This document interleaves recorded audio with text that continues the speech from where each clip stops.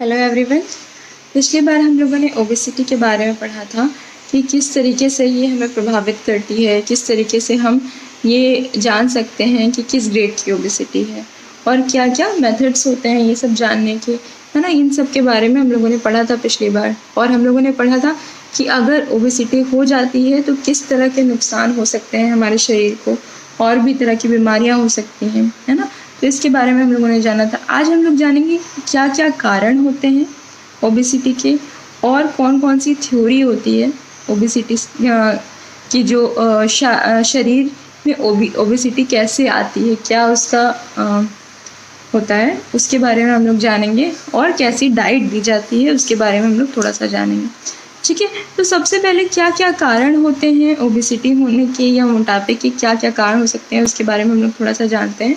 तो सबसे पहले जो चीज़ होती है, पिछली बार भी हमने थोड़ा सा डिस्कस किया था, जेनेटिक, है ना, जो पेरेंट्स से बच्चों में आती है ना।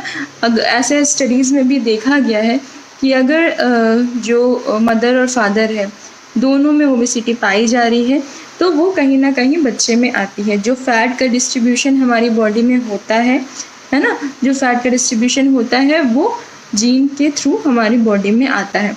और उसके अलावा जो दूसरी चीज़ होती है, अगर हम बात करें तो जो खाने पीने की जो फैमिली में होती है, खाने पीने की हैबिट्स जो होती है वो भी बच्चों में ट्रांसफ़र होती है ना। अगर खाने पीने की वजह से मोटापा बढ़ा हुआ है ना पेरेंट्स में, तो वो भी बच्चों में ट्रांसफ़र होती है क्योंकि उनकी भी ईटिंग हैबिट्स सेम हो जाती हैं, ठीक। इसके अलावा साइकोलॉजिकल फैक्टर्स होते हैं, है ना, मनोवैज्ञानिक कारण होते हैं। क्यों ऐसे में मोटापा बढ़ता है।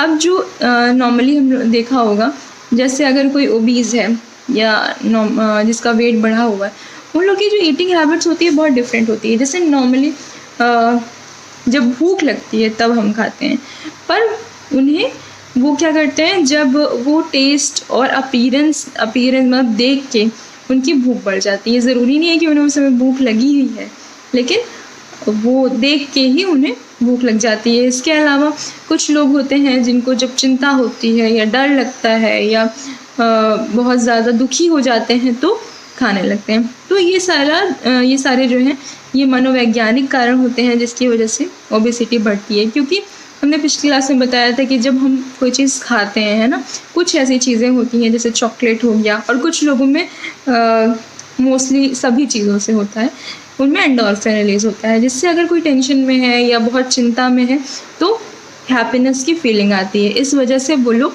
बिंज ईटिंग करते हैं, मतलब बहुत ज़्यादा खाने लगते हैं जब वो लोग बहुत चिंताग्रस्त हो जाते हैं या बहुत ज़्यादा दुखी हो जाते हैं इस सिचुएशन में, ठीक है।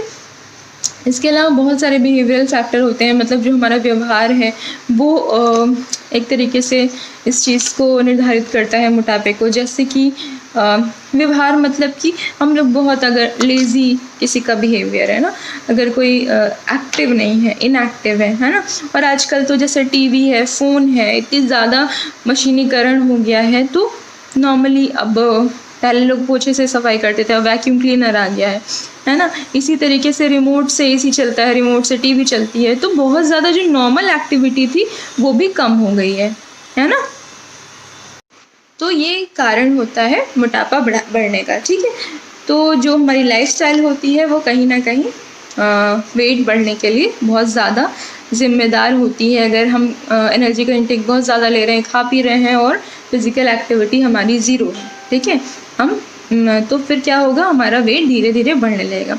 इसके अलावा जो ईटिंग हैबिट्स होती हैं, मतलब जो हमारा खाने पीने का तरीका होता है, जैसे कुछ लोग होते हैं कि जैसे हम लोग नॉर्मली 6 तरह की मील्स होती हैं ना, ब्रेकफास्ट किया, लंच किया, डिनर किया, और उसके बीच में छोटी छोटी मील्स होती हैं। अब अगर उसके बीच में भी कोई खाना कुछ खा रहा है, या टीवी देखते हुए खा रहा है, ठीक है, या रात में खा रहा है, ठीक है, तो ये सारी जो चीज़ें होती हैं ये मोटापे को बढ़ाती हैं। मतलब हमारे जो ईटिंग पैटर्न है, अगर गलत तरीके से हम खा रहे हैं, गलत चीज़ हम खा रहे हैं, जैसे 6 मील पैटर्न होता है हमें पता है, लेकिन अगर हम बीच में कुछ ऐसी चीज़ खा रहे हैं, मीठा बहुत ज़्यादा खा ले रहे हैं या फिर जंक फूड खा रहे हैं, तो वो क्या होगा, उससे हमें नुकसान ही होगा। ठीक है, 6 मील पैटर्न का मतलब ये नहीं है कि हम थोड़ी थोड़ी देर में चिप्स खाएंगे, थोड़ी थोड़ी देर में कोई मिठाई लेके खा लें।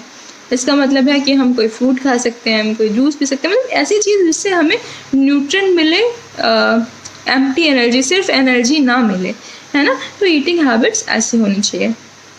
इसके अलावा सोशल एस्पेक्ट्स जो होते हैं, मतलब हम समाज में किस तरीके से रहते हैं।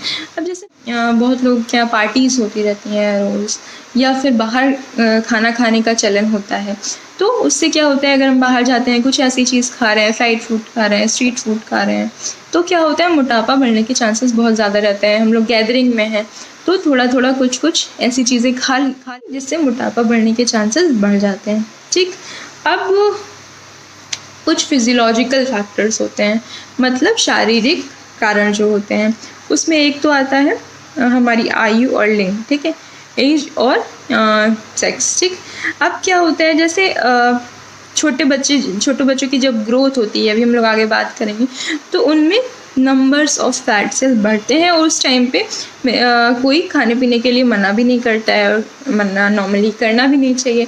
लेकिन साथ साथ में अगर बच्चे एक्टिव नहीं हैं तो क्या होता है, उनका वेट बहुत तेज़ी से बढ़ने लगता है। तो ये एक चीज़ होती है। और ऐसे ही जब एडोलसेंट होते हैं, मतलब जब बच्चे टीन एज में होते हैं, तो स्ट्रेस बहुत ज़्यादा होता है, पढ़ाई का प्रेशर होता है।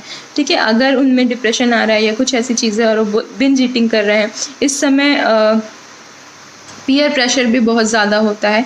तो जो वेट होता है, ज़रूरी नहीं है कि सिर्फ बढ़े ही, घट भी सकता है।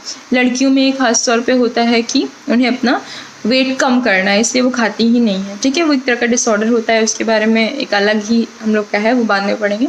ठीक है, तो ये सारी चीज़ें होती हैं। इसके अलावा जो जेंडर होता है ना, वो हम लोगों ने पहले बात किया था कि जो फीमेल्स होती हैं उनमें फैट सेल ज़्यादा होती है कंपैरेटिवली मेल की, है ना।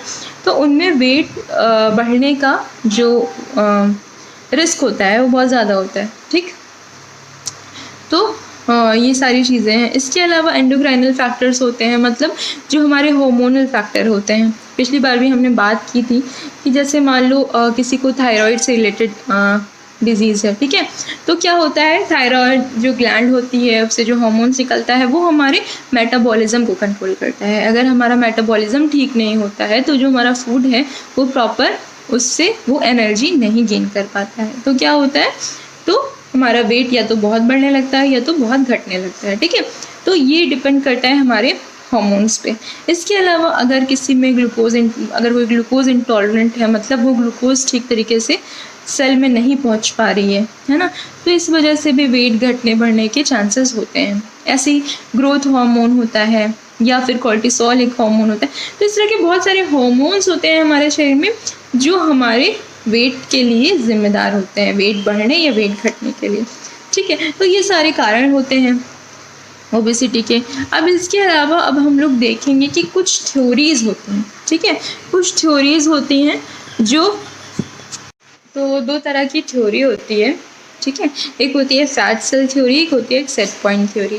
तो फैट सेल थ्योरी क्या होती है, अब हमारी जो बॉडी है उसमें फ़ैट जो होते हैं ड्रॉपलेट्स के रूप में, छोटी छोटी बूंद के रूप में पूरे शरीर में इकट्ठा रहता है। ठीक है, अब क्या होता है, ये जो ड्रॉपलेट्स हैं वो दो तरीके से बढ़ सकते हैं, या तो इनका नंबर बढ़ता है या तो फिर इनका साइज़ बढ़ता है। ठीक है, नॉर्मली जब ग्रोथ पीरियड होता है ना, और उस समय अगर एनर्जी का कंजम्पशन है, मतलब जो एनर्जी हमारे शरीर में चाहिए वो नॉर्मल से ज़्यादा है ना, तो उसका साइज़ बढ़ता है, और सॉरी उसका नंबर बढ़ता है ना।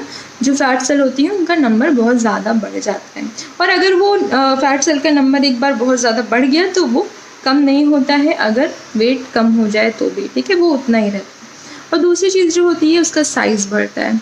ठीक है, फैट सेल का साइज़ बढ़ता है जब हमारे नंबर, मतलब जो फैट सेल होती हैं उनके नंबर प्रॉपर हो जाते हैं पूरे, लेकिन जब हम एक्स्ट्रा फैट लेते रहते हैं तो उनका क्या होता है, साइज़ बढ़ता है। ठीक है, तो साइज़ को तो एक बार कम किया जा सकता है, पर जो नंबर होता है उसको हमें कम, इसीलिए जो मोटापा जब बहुत ज़्यादा बढ़ जाता है तो उसको कम करना थोड़ा मुश्किल होता है, ठीक है। अगर नंबर्स बढ़े हुए हैं, सेल की अगर नंबर बढ़े हुए हैं तो उनको कम करना थोड़ा डिफ़िकल्ट होता है।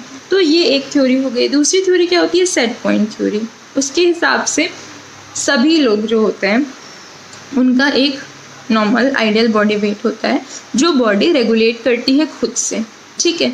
तो अगर बॉडी वेट बढ़ जाता है तो बॉडी उसको खुद से लूज़ करने की कोशिश करती है, मतलब फिज़िकल एक्टिविटी बढ़ाने की कोशिश करती है और ईटिंग हैबिट्स चेंज करने की कोशिश करती है। तो क्या होता है, हमारी जो बॉडी होती है वो अपना जो एक सेट वेट है उसको सेट करके रखती है और खुद ही उसको रेगुलेट करती है, ठीक है।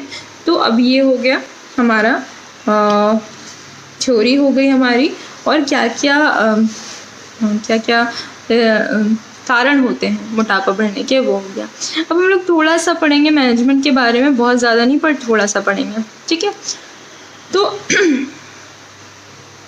तो मैनेजमेंट कैसे होता है, हम लोग उससे कैसे मोटापा कम करना है। तो मोटापा कम करने का सीधा सा प्रोसेस ये होता है कि जैसे मोटापा बढ़ा है उसको रिवर्स करना, है ना। हमने खा पी के बढ़ाया है, या जो भी एक्टिविटी नहीं करी, खाना पीना खाया, है ना, स्ट्रेस में बहुत ज़्यादा खा लिया, ठीक है, या फिर हार्मोनल जो भी हमारी अलग बीमारियां हुई उस पर हम लोगों ने ध्यान नहीं दिया, तो उसको क्या करना है, हमें रिवर्स करना है, मतलब उल्टा करना है, उस पर ध्यान देना है, एक्टिविटी बढ़ानी है और खाना पीना को थोड़ा सा मॉडिफाई करना है, कम नहीं करना है, चेंज करना है, ठीक है।